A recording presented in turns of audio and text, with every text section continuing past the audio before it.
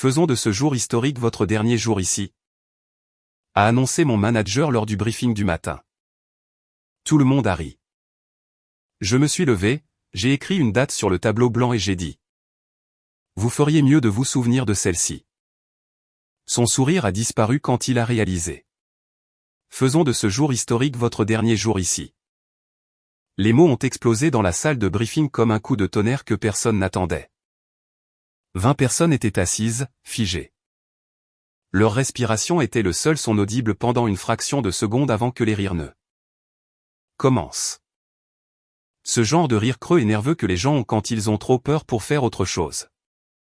Mon manager se tenait à l'avant, les mains sur les hanches. Un large sourire étiré sur son visage comme s'il venait de raconter la meilleure blague du siècle. Il avait préparé ce moment pendant 10 minutes. Débitant sa petite leçon d'histoire sur des personnages célèbres qui s'étaient fait licencier à des dates aléatoires. Faisant deviner à tout le monde où il voulait en venir. Quand il m'a finalement pointé du doigt et a prononcé sa phrase, 2 personnes ont même applaudi.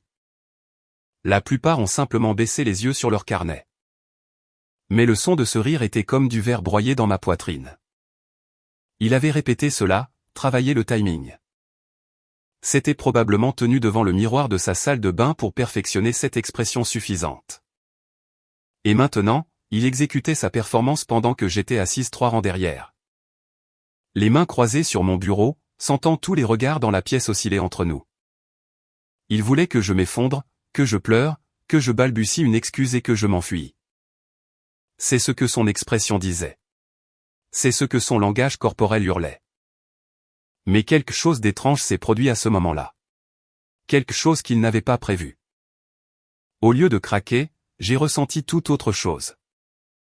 Une clarté étrange et parfaite parce que je savais quelque chose qu'il ignorait. Quelque chose que personne dans cette pièce ne savait, sauf moi.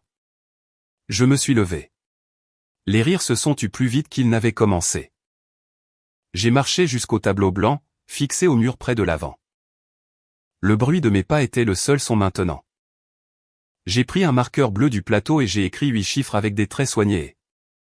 Délibéré. 12, 15.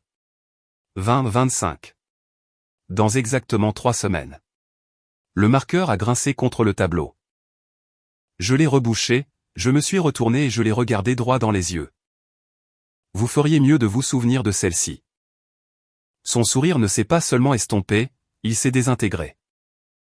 Sa peau est passée de rouge à pâle en l'espace de 2 secondes. Et j'ai regardé sa gorge bouger pendant qu'il déglutissait. Juste un instant. La structure du pouvoir dans cette pièce s'est complètement inversée et tout le monde l'a senti. L'air lui-même semblait avoir changé. Quelqu'un a toussé. Une autre personne a bougé sur son siège. La chaise grinçant assez fort pour faire sursauter tout le monde. Asseyez-vous, a-t-il dit, mais sa voix était différente maintenant, plus faible, plus tendue. Comme si quelqu'un avait plongé la main dans sa poitrine et l'avait serrée. Je suis retourné à ma place, je me suis assise. J'ai placé mes mains dans la même position qu'auparavant. Il a essayé de continuer le briefing. Trébuchant sur son ordre du jour concernant les objectifs trimestriels et les améliorations de processus. Mais ses yeux revenaient sans cesse sur cette date au tableau blanc. Il ne l'a pas effacée, ne l'a pas reconnue au-delà de cette réaction initiale. Mais elle est restée là pendant toute la réunion. 8 chiffres bleus que personne ne pouvait ignorer. Quand le briefing s'est finalement terminé 40 minutes plus tard et que les gens sont sortis. J'ai entendu des chuchotements. C'était quoi, ça? C'est quoi le 15 décembre? Tu as vu son visage? Je n'ai répondu à personne, j'ai juste rassemblé mes affaires et je suis parti. Mais en passant devant le tableau blanc, je l'ai vu debout. Fixant ses chiffres comme s'il pouvait se réarranger en quelque chose de moins menaçant. Il ne le ferait pas, et il le savait. Avant d'aller plus loin, je dois dire quelque chose. Si vous écoutez ceci et que cela vous captive. Si vous vous demandez déjà ce que signifie le 15 décembre et comment toute cette histoire va se dérouler. Faites-moi une faveur. Appuyez sur le bouton j'aime. Laissez un commentaire pour me dire si vous avez déjà travaillé pour quelqu'un qui vous a fait sentir petit et abonnez-vous. Parce que ce qui suit ne concerne pas seulement ce qui s'est passé dans cette salle de briefing. C'est à propos de tout ce qui a mené à cela et de tout ce qui est venu après. Merci d'être ici. Merci d'écouter. Maintenant, laissez-moi vous ramener là où tout a vraiment commencé. Je m'appelle Sutton, 31 ans, 5 minutes 6 secondes. Les cheveux bruns que je porte en queue de cheval la plupart du temps parce que je n'ai pas le temps. Pour quelque chose de plus sophistiqué. Je bois du café noir, non pas parce que j'aime ça. Mais parce que ajouter de la crème et du sucre me semble être un mouvement gaspillé. Je travaille dans la gestion des opérations depuis 9 ans. Passant d'une entreprise à l'autre tous les 2 ou 3 ans. Toujours à la poursuite du prochain défi, du prochain système défaillant à réparer. Je suis bonne dans ce que je fais, pas de la manière dont les gens se vantent d'être bons. Je veux dire, je peux entrer dans une opération en difficulté. Passer quelques semaines à observer comment tout fonctionne et identifier exactement où se trouvent les points de rupture. Je vois des schémas que les autres manquent. Je remarque quand quelqu'un dit qu'un délai est flexible. Mais que son langage corporel dit qu'il panique. Je saisis les petits mensonges que les gens se racontent pour expliquer pourquoi quelque chose ne fonctionne pas. Et ensuite je le répare. Pas avec de grandes annonces ou des plans de restructuration spectaculaires. Juste des changements silencieux et persistants qui s'accumulent jusqu'à ce que soudainement, tout fonctionne mieux. Et personne ne se souvient vraiment quand cela a changé. L'entreprise m'a embauché 6 mois avant ce briefing. Je ne vous dirai pas le nom de l'entreprise parce que ce n'est pas le sujet. Ce qui importe, c'est qu'ils m'ont fait venir spécifiquement pour reconstruire le cadre opérationnel de notre division. Pas pour aider à la reconstruction, pas pour soutenir la vision de quelqu'un d'autre. La reconstruire moi-même, de la fondation à la finition. Le système était défaillant depuis 2 ans. Les projets dépassaient systématiquement leur délai. Les clients déposaient des plaintes chaque semaine. L'argent s'échappait de chaque initiative comme si le budget avait un trou béant. La direction avait tout essayé. De nouveaux logiciels, des formations supplémentaires. Des consultants en motivation qui faisaient subir à tout le monde des exercices de confiance et des évaluations de personnalité. Rien ne fonctionnait. Alors ils se sont mis à chercher quelqu'un qui pourrait diagnostiquer le vrai problème et le résoudre réellement. Ils m'ont trouvé travaillant dans une entreprise manufacturière à 3 états de là. Ils m'ont fait passer 6 séries d'entretiens avec différents cadres. Et ont finalement fait une offre que je ne pouvais pas refuser. Un salaire de niveau directeur pour un poste de responsable des opérations avec la promesse d'une promotion si je fournissais des résultats. J'ai accepté immédiatement, j'ai donné mon préavis de 2 semaines à mon ancien emploi. J'ai fait mes cartons. J'ai conduit 18 heures pour repartir à zéro dans une ville où je ne connaissais personne. Mon premier jour était un mardi de juin. Chaud, humide. Le genre de temps qui fait coller vos vêtements à votre peau dès que vous mettez le pied dehors. Je suis arrivé au bâtiment à 7h30, 1 heure avant mon heure de début prévue. Parce que je voulais regarder les gens arriver, voir qui se présentait en avance. Qui se précipitait juste à l'heure.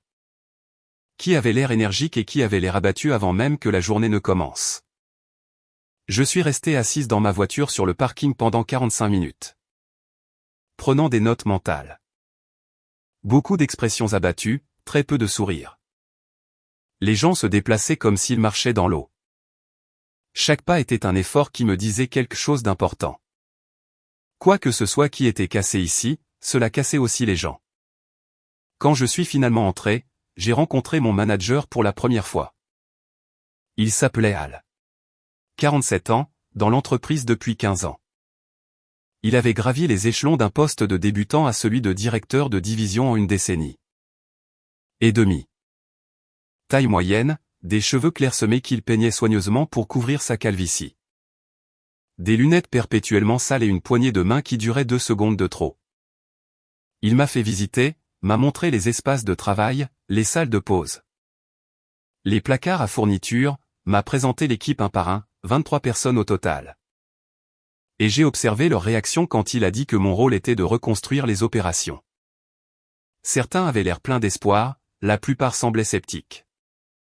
2 personnes avaient l'air activement hostiles. Comme si ma présence était une insulte personnelle. Nous sommes ravis de vous avoir, a dit Al à la fin de la visite. Vraiment ravi. Cette équipe a besoin d'une nouvelle perspective, d'une nouvelle énergie. De quelqu'un qui peut venir nous aider à mettre en œuvre les améliorations que j'ai conçues. Cette dernière partie m'a fait redresser. La description de poste ne disait rien sur la mise en œuvre des conceptions de quelqu'un d'autre. Il était dit que je diagnostiquerais les problèmes et créerais des solutions. Mais je n'ai pas discuté. Pas le premier jour. J'ai juste souri et dit que j'étais impatiente de commencer. Il m'a assigné un espace de travail au fond, loin de tout le monde. Et m'a laissé avec une pile de documents sur les processus actuels. J'ai passé le reste de cette première journée à lire des procédures, des organigrammes, des hiérarchies d'approbation. Tout était magnifiquement documenté. Des graphiques avec des codes couleurs, des explications détaillées. Des attributions de responsabilité claires. Sur le papier, ce système aurait dû fonctionner parfaitement. Mais je faisais cela depuis assez longtemps pour savoir que le papier ne raconte pas toute l'histoire. Le papier vous dit ce que les gens veulent être vrai. La réalité vous dit ce qui est réellement. Pendant les 8 premières semaines, j'ai à peine parlé. J'ai juste observé. J'arrivais tôt et je restais tard. Me positionnant là où je pouvais observer le flux de travail sans que cela soit évident. J'ai remarqué que chaque décision, aussi petite soit-elle, nécessitait l'approbation de Hal. Vous voulez commander de nouvelles fournitures? Nécessite la signature de Hal. Un client demande un ajustement mineur du calendrier? Nécessite l'examen de Hal. Un membre de l'équipe suggère une amélioration de processus? Nécessite l'évaluation de Hal. Tout passait par lui. Et voici la chose qui rendait ce système fatal. Il n'approuvait jamais rien à temps. Les demandes restaient dans sa boîte de réception pendant des jours, parfois des semaines. Les gens relançaient et il disait qu'il était toujours en train d'examiner, de considérer. De s'assurer que nous faisions les choses correctement. Pendant ce temps, les projets stagnaient. Les clients devenaient frustrés. L'équipe travaillait plus longtemps pour essayer de compenser des retards qu'elle ne pouvait pas contrôler. J'ai vu une coordinatrice de projet nommée Iris passer 3 jours à essayer d'obtenir l'approbation. Pour un changement de calendrier qui aurait fait économiser $4000 aux clients. Au moment où elle a finalement signé, l'opportunité était passée. Le client a payé le coût supplémentaire et a déposé une plainte. Elle a blâmé Iris de ne pas l'avoir signalé plus tôt. Iris n'a pas discuté, a juste accepté le blâme et est retournée à son poste de travail. J'ai commencé à avoir des conversations discrètes. Généralement pendant le déjeuner ou les pauses. Je m'asseyais avec quelqu'un et posais des questions simples. Depuis combien de temps êtes-vous ici? Qu'est-ce qui vous plaît dans le travail? Qu'est-ce qui rend votre travail plus difficile qu'il ne devrait l'être? Les gens étaient prudents au début. Me donnaient des réponses approuvées par l'entreprise sur le travail d'équipe et les opportunités de croissance. Mais après quelques semaines, quand ils ont réalisé que je ne rapportais pas à Hal, ils ont commencé à dire la vérité. Il ne nous laisse faire aucun choix, m'a dit une personne. Même des choses que nous avons faites 100 fois. Tout doit passer par lui. Je suis resté jusqu'à minuit la semaine dernière en attendant l'approbation de quelque chose qui lui a pris 30 secondes à examiner. Un autre a dit, quand j'ai demandé pourquoi cela prenait si longtemps. Il a dit que je devais être plus patient. Il s'attribue le mérite de tout ce qui est bien et nous blâme pour tout ce qui est mauvais. Une troisième personne a admis, le mois dernier. Nous avons renouvelé un gros client. Il a dit à la direction que c'était grâce à sa vision stratégique. Mais c'était en fait parce que notre équipe a travaillé les week-ends pendant un mois entier pour réparer les problèmes qu'il avait créés. Je n'ai pas pris de notes, n'ai rien enregistré. J'ai juste écouté et mémorisé. À la semaine 10, j'avais une carte complète du dysfonctionnement dans ma tête. Elle avait construit un système où il contrôlait tout mais n'était responsable de rien. Il accumulait l'autorité comme si c'était de la monnaie. Mais distribuait la responsabilité comme si c'était des ordures. Et l'équipe, abattue par 2 ans de cela, avait appris à faire profil bas et à survivre plutôt qu'à innover ou à résister. La direction ne voyait que la surface. Il savait que les résultats étaient mauvais, mais ils ne savaient pas pourquoi. Al leur fournissait des explications sur les conditions du marché, les clients difficiles, les problèmes de performance de l'équipe. Il était un maître dans l'art de détourner le blâme tout en se positionnant comme le héros essayant de sauver une opération en difficulté. J'ai réalisé quelque chose au cours de ces 10 premières semaines. Quelque chose qui a changé ma façon d'aborder tout ce qui a suivi. Le problème n'était pas les processus. Le problème, c'était Al. Et si je voulais réparer l'opération, je devais travailler autour de lui. Ne pas le confronter, ne pas le dénoncer, ne pas essayer de le changer. Juste construire un meilleur système sous lui, si discrètement qu'au moment où il le remarquerait, il serait déjà en place et fonctionnerait. Alors j'ai commencé à faire des changements, des tout petits au début. J'avais une conversation avec quelqu'un au sujet d'une décision qu'il devait prendre. Et au lieu de lui dire de la soumettre à l'approbation de Al, je posais des questions. Que feriez-vous si vous pouviez choisir maintenant? Quel est le pire résultat si vous prenez cette décision vous-même? À quel point êtes-vous confiant dans ce choix? 9 fois sur 10, les gens savaient exactement ce qui devait être fait. Ils n'avaient simplement pas la permission d'agir. Alors, j'ai commencé à leur donner quelque chose de mieux que la permission. Je leur ai donné un cadre. Voici ce que j'ai remarqué, disais-je. Pour les décisions qui ont un impact sur le budget de moins de $500 et qui ne modifient pas les livrables du client. Vous connaissez déjà la bonne réponse. Et si vous preniez simplement ces décisions et les documentiez après coup? Ils me regardaient comme si j'avais suggéré d'enfreindre les règles. Mais Al exige une approbation pour tout. Al exige une approbation parce que personne ne lui a jamais montré qu'il y avait une meilleure façon de faire. Prenez la décision. Documentez-la. Si ça marche. Vous venez de prouver que vous pouvez le gérer. Si ça ne marche pas, nous apprendrons quelque chose d'utile. Dans tous les cas, le projet continue d'avancer. Le premier à essayer fut un développeur nommé Cornell. Un gars discret, la trentaine, brillant pour résoudre les problèmes techniques. Mais terrifié à l'idée de sortir des règles établies. Un client avait besoin d'un ajustement mineur sur une fonctionnalité de rapport. Le processus normal consistait à soumettre une demande à Al. À attendre 3 à 5 jours pour l'approbation, puis à mettre en œuvre le changement. Cornell est venu me voir à la place. C'est une correction de 2 heures, a-t-il dit.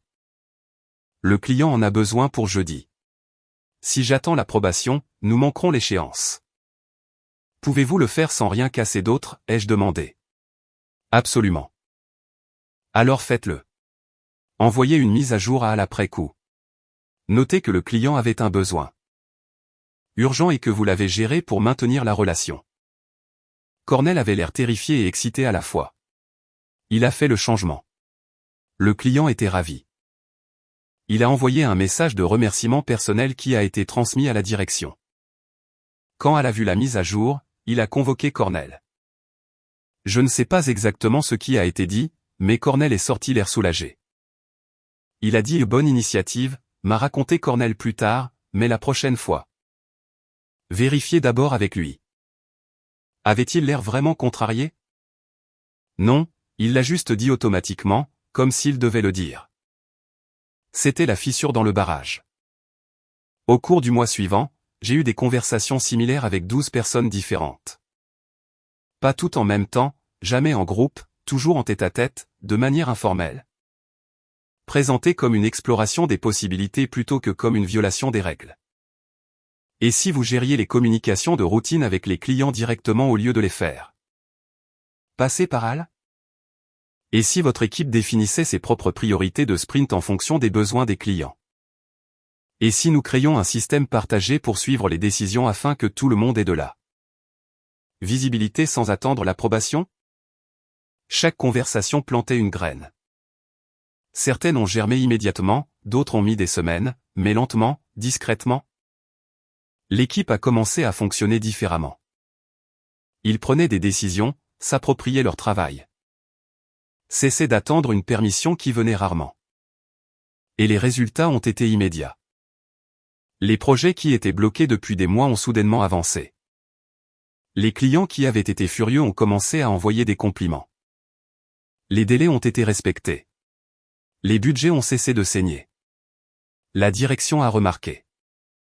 J'ai commencé à être invité à des réunions pour lesquelles je n'étais techniquement pas assez senior. Les chefs de division me demandaient mon avis sur des questions opérationnelles. L'équipe de direction a demandé une brève mise à jour sur ce qui changeait et pourquoi. J'ai gardé mes réponses simples et n'ai jamais mentionné le goulot d'étranglement de Hal. L'équipe a beaucoup d'expertise, disais-je. Nous créons simplement l'espace pour qu'il l'utilise. Hal a remarqué aussi. C'est à ce moment-là que tout a changé. Au début, il semblait satisfait, voire fier. Les changements que j'ai mis en œuvre commencent vraiment à porter leurs fruits. A-t-il annoncé lors d'un briefing. J'étais assise au fond. L'écoutant décrire les améliorations que j'avais conçues et que l'équipe avait exécutées comme s'il avait orchestré le tout. Personne ne l'a corrigé. Moi non plus. Pas encore. Mais ensuite, les commentaires ont commencé. De petites piques. Des dénigrements subtils. Lors d'une réunion avec un chef de division, Hal m'a interrompu en pleine phrase. Eh bien, certains d'entre nous comprennent réellement la situation dans son ensemble ici. Sutton est encore en train d'apprendre comment nous faisons les choses. Le chef de division a semblé mal à l'aise mais n'a pas insisté. Lors d'un appel avec un client, Hal est intervenu pour clarifier un point que j'avais soulevé. Répétant essentiellement ce que j'avais dit mais en le présentant comme une correction. Ce que Sutton veut dire, et elle développe encore ses compétences en communication. C'est que nous aurons terminé cela d'ici la semaine prochaine. Le client avait l'air confus.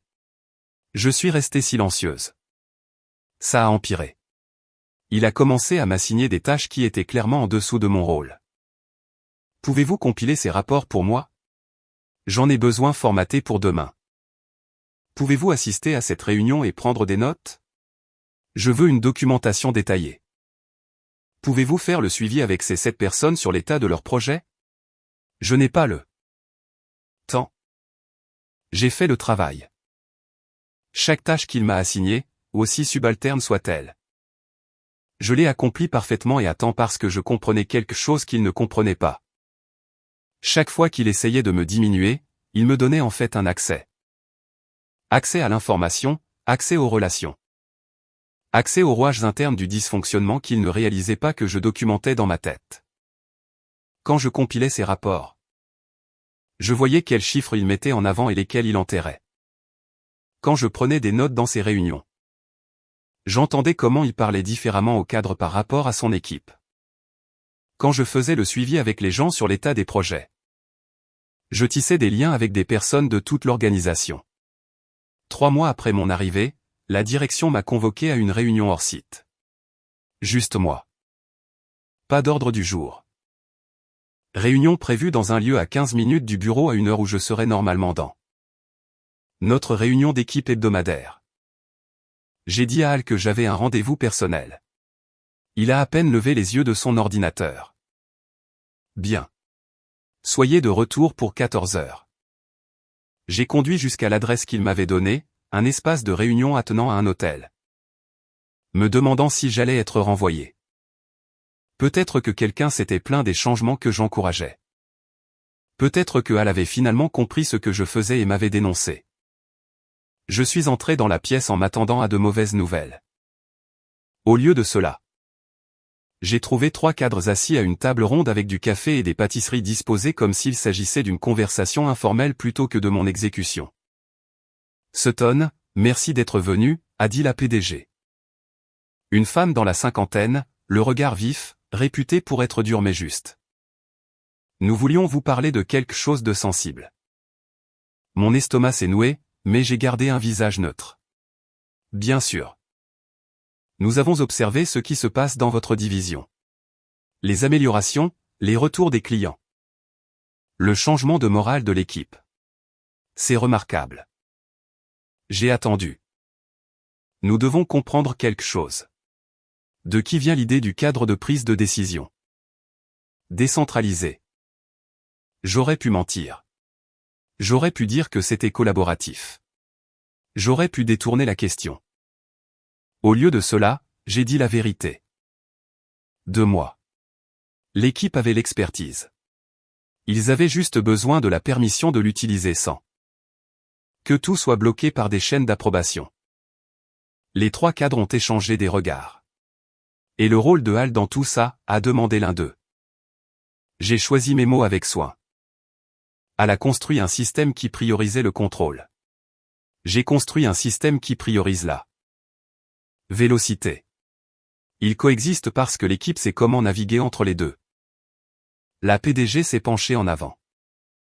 Voici pourquoi nous demandons vraiment. Nous voulons créer un nouveau rôle. Directrice des opérations. Rapportant directement à cette équipe de direction. Avec autorité sur tous les flux de travail et structures de rapport divisionnaires. La capacité de mettre en œuvre le genre de changement que vous avez fait dans votre division à travers toute l'organisation. Nous voulons que vous occupiez ce poste. Je suis restée assise, digérant ce qu'elle venait de dire. Niveau directeur, rapportant au cadre, autorité sur toutes les divisions. Ce qui signifiait autorité sur Hal. Quel est le calendrier, ai-je demandé. Nous prévoyons de l'annoncer le 15 décembre lors de la réunion de direction de fin d'année. C'est notre plus grand rassemblement annuel. Tous les directeurs de division. Tous les responsables opérationnels. Tous les cadres. Nous voulons que vous présentiez votre vision sur la façon dont les opérations devraient fonctionner à l'avenir. Nous annoncerons votre promotion lors de cette présentation. Et Hal, ai-je demandé. L'expression de la PDG n'a pas changé. Votre manager actuel sera transféré à un rôle de contributeur individuel. Pas de subordonné direct. Pas d'autorité budgétaire. Juste du travail technique. C'est déjà approuvé par cette équipe de direction. La décision est finale. J'aurais dû me sentir triomphante, vengée. Au lieu de cela, j'ai ressenti quelque chose de plus compliqué.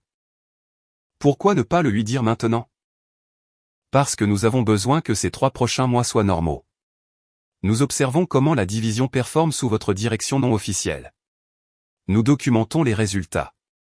Nous construisons le dossier expliquant pourquoi ce changement structurel est nécessaire. Si Hal sait ce qui s'en vient, il sabotera l'opération pour prouver que vous ne pouvez pas la gérer. Ou il essaiera de s'attribuer le mérite de tout pour sauver son poste. Nous avons besoin de données propres. Pouvez-vous faire cela? Pouvez-vous travailler sous ses ordres pendant encore 3 mois en sachant ce qui arrive? J'ai pensé à chaque pic qu'il avait lancé. À chaque fois qu'il s'était attribué le mérite d'un travail qu'il n'avait pas fait. À chaque membre de l'équipe que je l'avais vu rabaisser. Oui, ai-je dit. Je peux le faire. Une dernière chose, a dit la PDG. Ceci reste complètement confidentiel.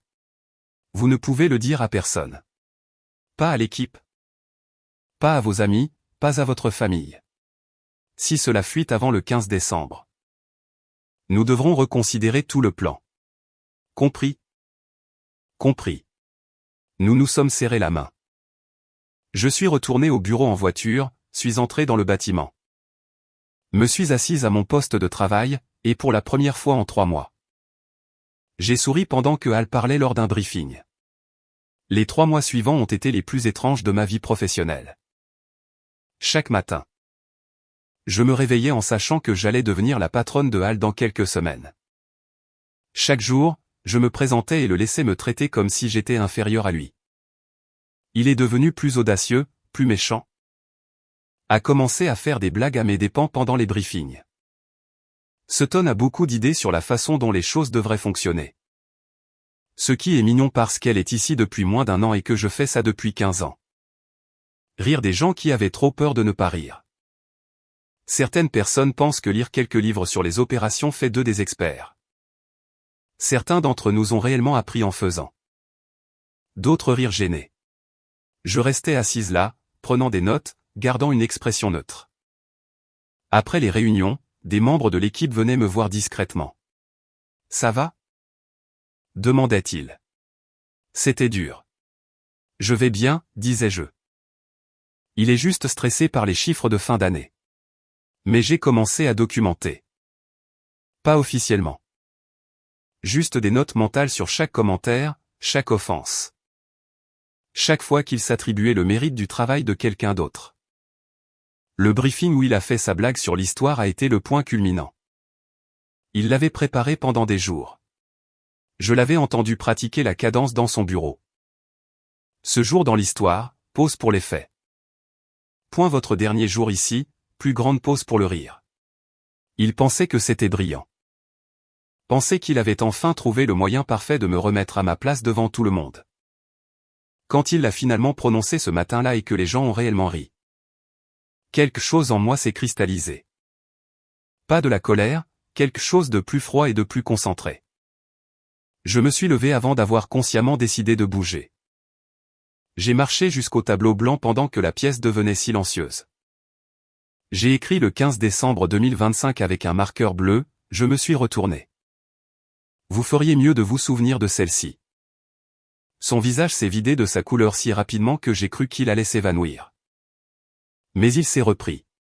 A essayé. Asseyez-vous, a-t-il dit, la voix tendue. Je l'ai fait et je l'ai regardé essayer de continuer le briefing pendant que cette date restait sûre. Le tableau blanc derrière lui. 8 chiffres qui signifiaient clairement quelque chose qu'il ne pouvait pas identifier. Après ce briefing, tout a changé. Elle a commencé à être gentille avec moi. Pas une gentillesse sincère, une gentillesse désespérée. Sutton, j'aimerais avoir votre avis sur cette proposition client.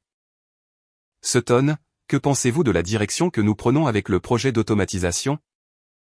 Sutton, je sais que j'ai été dur avec vous, mais c'est parce que je vois un réel potentiel. Lors d'une réunion en tête-à-tête 2 semaines avant le 15 décembre.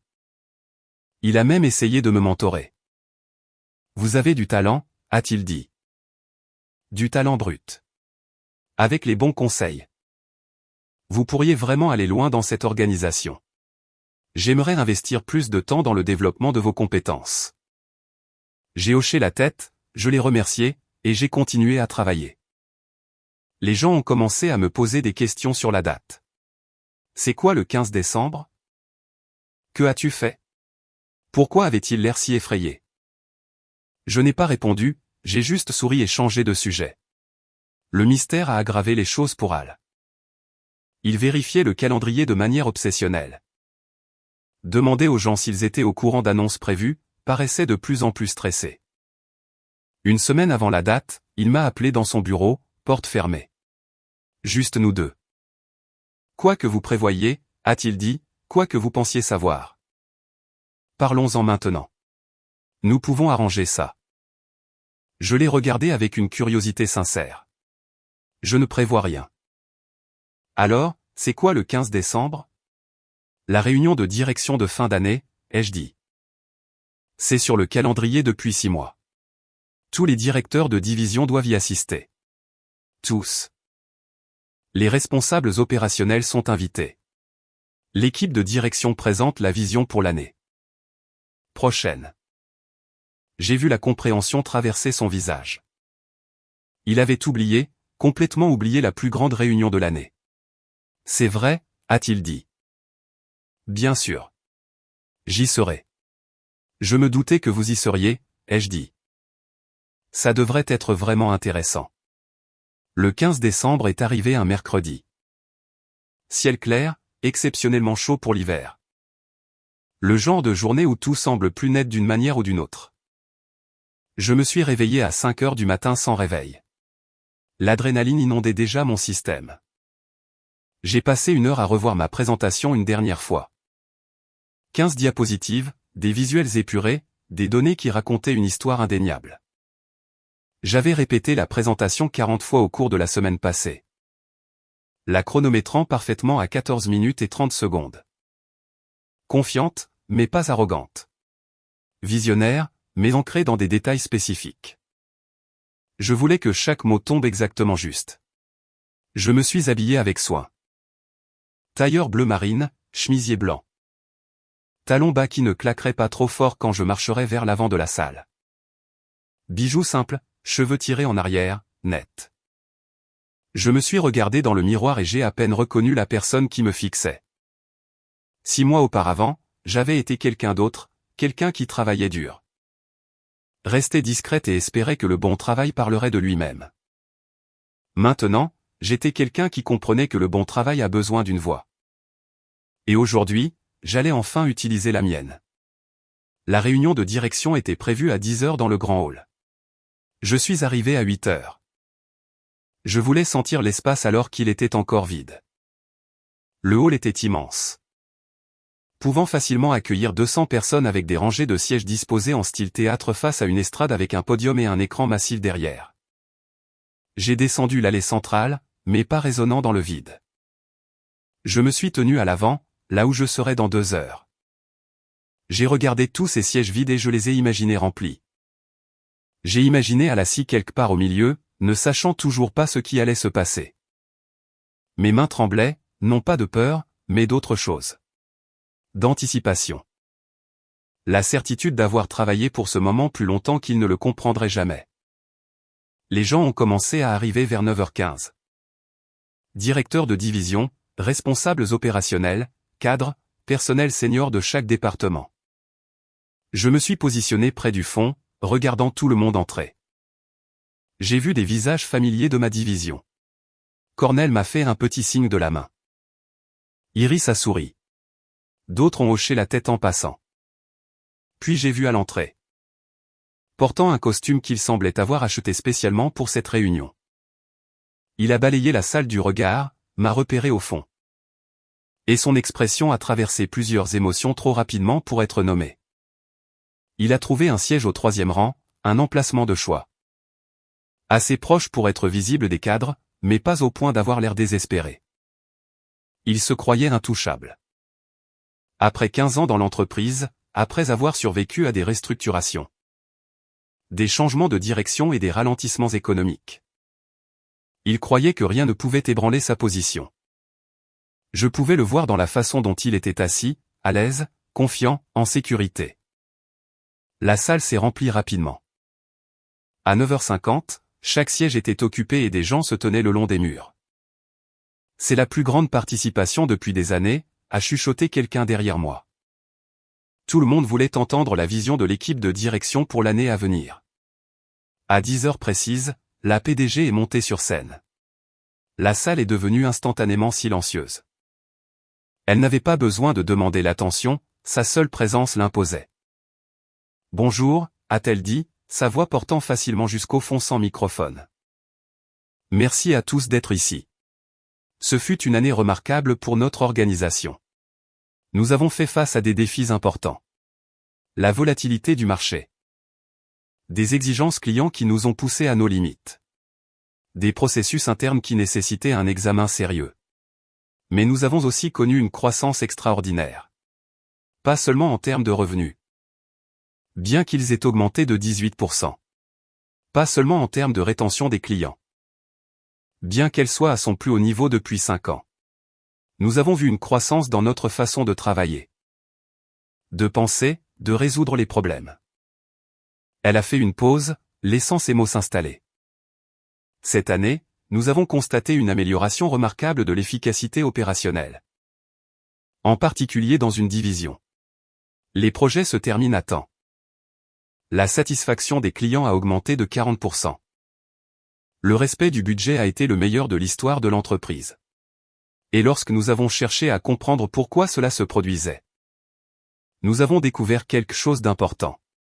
Quelqu'un avait complètement reconstruit le fonctionnement de cette division. Pas par des mandats venus d'en haut. Pas par des consultants coûteux. Par une innovation discrète et persistante qui a mis le pouvoir de décision entre les mains des personnes les plus proches du travail. J'ai senti chaque muscle de mon corps se tendre. C'était ça. Le moment que j'attendais et redoutais à la fois. Elle s'est redressée sur son siège, se préparant à être reconnue.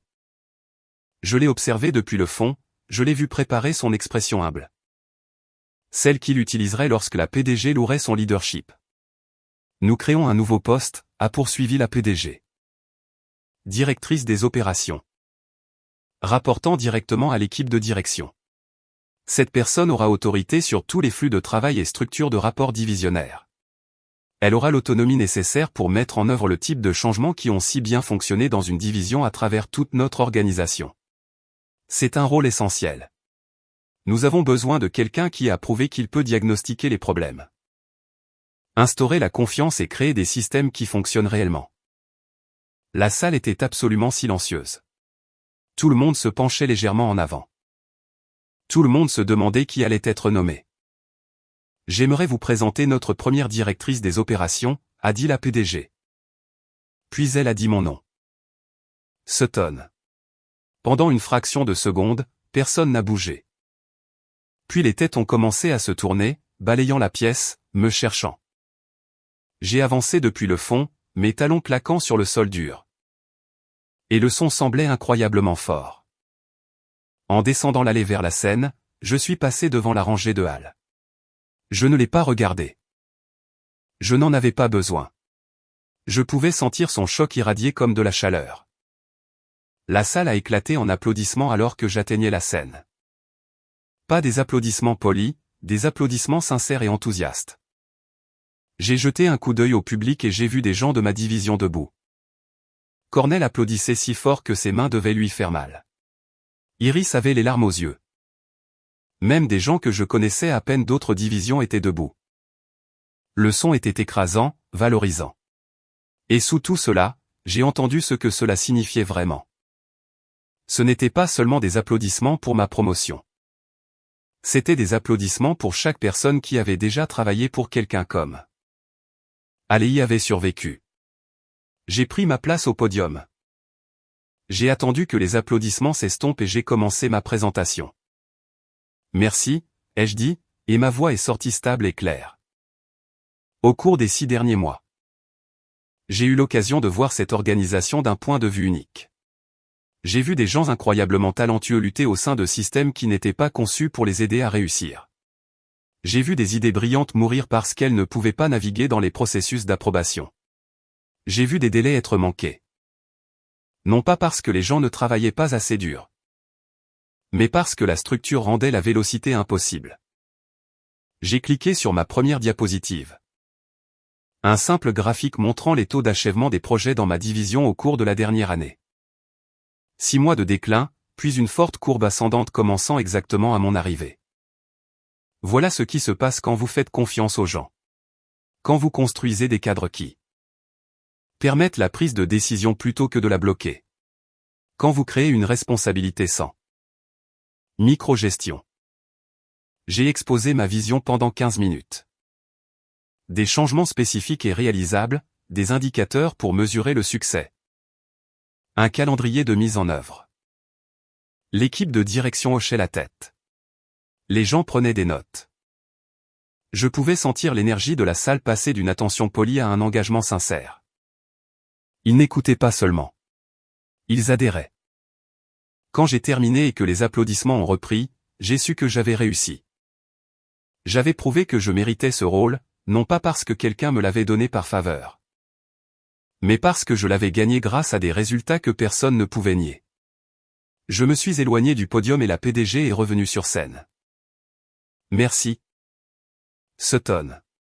C'est le genre de pensée dont nous avons besoin pour diriger les opérations à l'avenir. Elle a fait une pause, son expression changeant légèrement. Maintenant, comme Sutton l'a mentionné, la création de cette nouvelle structure nécessite quelques changements organisationnels. Nous restructurons plusieurs lignes de rapport pour soutenir cette nouvelle direction. À compter d'aujourd'hui, plusieurs rôles passeront de la gestion à des postes de contributeurs individuels. Ce n'est pas un reflet de la performance.